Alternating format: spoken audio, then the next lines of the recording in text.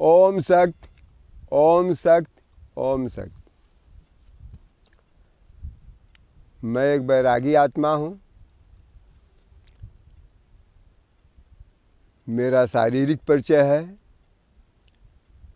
ग्राम जमरू, थाना झंगहा, तहसील चौरी चौरा, जिला गोरखपुर, उत्तर प्रदेश।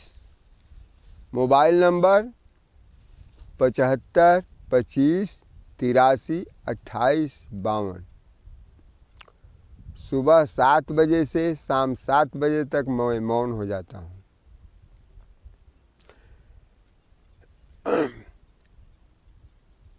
रामायण तथा पौराणिक कथाओं के उपदेशकों, कथावाचकों और मूर्ति पूजकों को चाहिए कि वे अपना उपदेश कथा और मूर्ति पूजा मानव हित में बंद करें। क्यों कि ये कलयुगी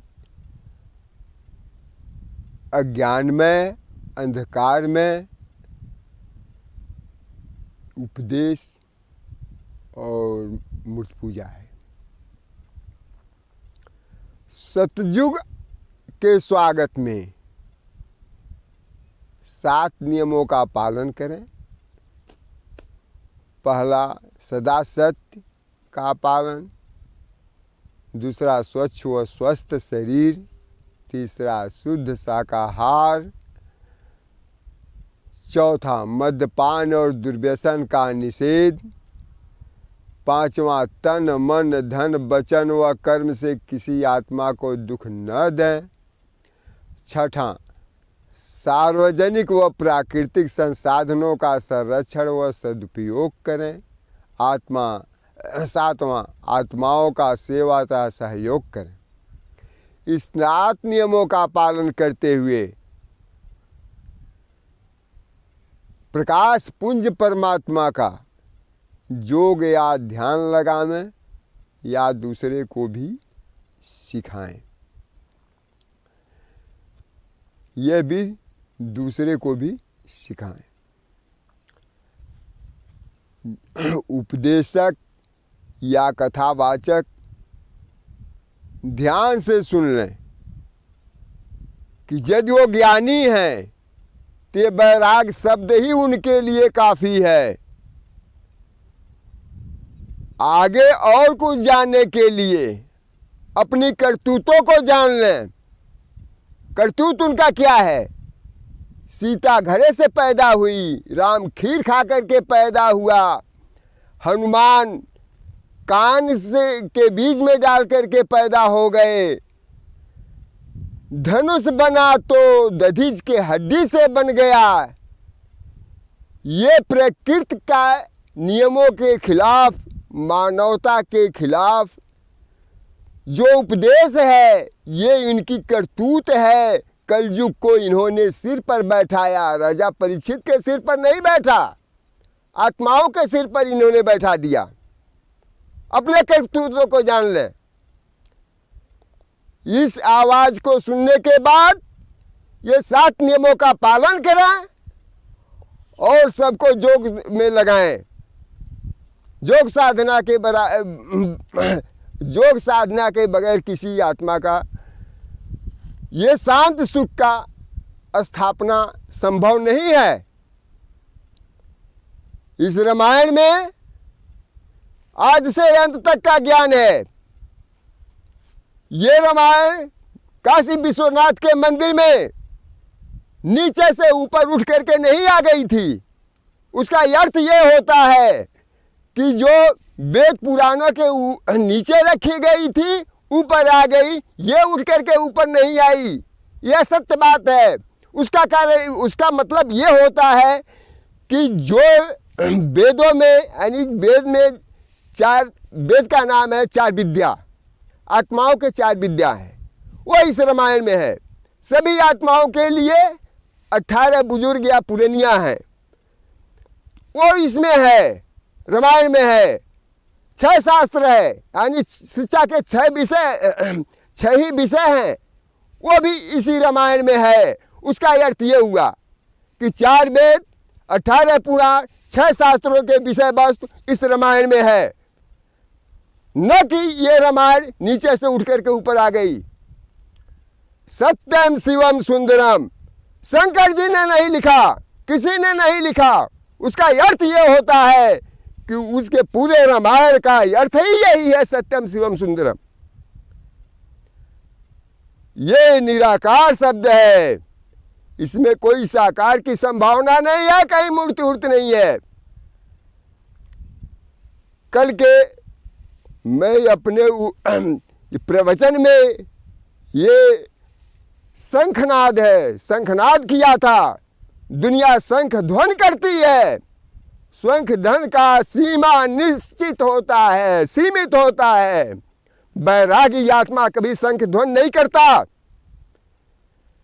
वो शंखनाद करता है, क्योंकि उसकी पूरे उसका तो संसार ही अपना है। कल के प्रवचन में मैं कहा था कि बैरागी का ज्ञान ही धर्म होता है, सत्य ही सेवा होता है, और संसार ही उसका परिवार होता है।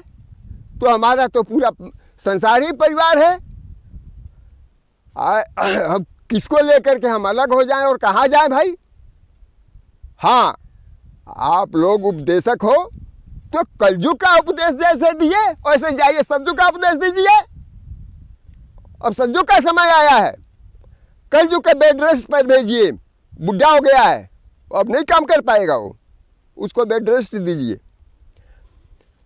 तो ये जो रामायण में है, 4 वेद, 18 पुराण, 6 शास्त्र जो लिखा हुआ है इस रामायण में, आप लोगों ने ऐसा किया कि हनुमान जो शक्तिशाली है उसको आपने जाना नहीं और कह दिया कान से पैदा हुआ बंदर, वो बंदर हो गया है। जिसको पहाड़ जैसे उठाने की, ये दुखों को खत्म करने की क्षमता है, पहाड़ जैसे दुखों को चुटकी भर रुई जैसे मसलने की क्षमता है, उसको आपने बंदर बना दिया। उसका पूंछ कैसे बना दिया? गाय का ज्ञान के जगह पर गाय का नाम रख करके पूंछ का सेवा वो पूजा करवा दिया। ज्ञान के जगह पर ज्ञान गंगा में न नहवा करके आपने नदी में नहवा दिया। ये आप लोगों का काम है। चलिए चलिए उठिए और सतयुग का सम्मान कीजिए, इसी में भलाई है। समय गुजर गया कलयुग का।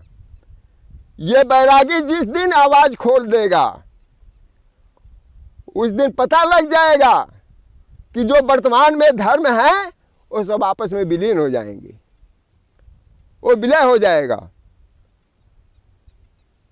और वास्तव में यही ज्ञान ही धर्म रह जाएगा।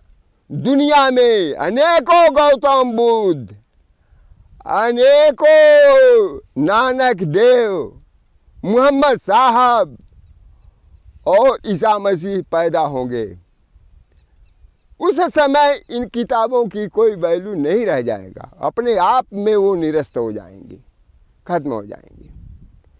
तो आप लोग बगैर क्रोध और बगैर कष्ट के स्वीकार करिए कि आप लोगों ने कलयुग को सिर पर चढ़ाया है, अब उसको बेड रेस्ट दीजिए। ये बैरागी आत्मा का ध्वन कल कितने तारीख था भाई? 21। कल 21 जून को जो आवाज़ निकला है, आज 22 जून है, तो ये सतयुग के आवाज़ बैरागी ध्वन करता है, ये शंख नाद करता है। 3500 से 5000 वर्ष के बीच का ये ज्ञान है जो अज्ञानता में बदल दिया गया है, खिस्सा कहानियों में बदल दिया। कौन बदला, कब बदला, क्यों बदला, यह भी इस बैरागी को ही पता है, इस मस्तिष्क में है, लेकिन वो बताने की आवश्यकता नहीं है हमको।